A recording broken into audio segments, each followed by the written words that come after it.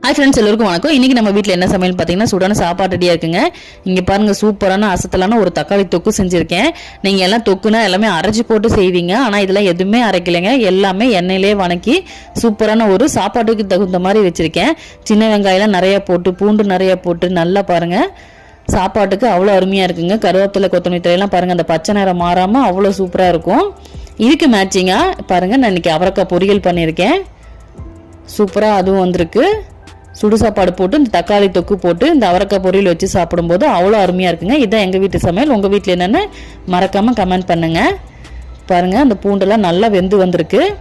இது எப்படி செய்யறதுன்னு நீங்கள் இப்போ பார்த்துட்டு இருக்கிற இந்த தனாகோகி யூடியூப் சேனலில் நான் செஞ்சு காட்டியிருக்கேன்.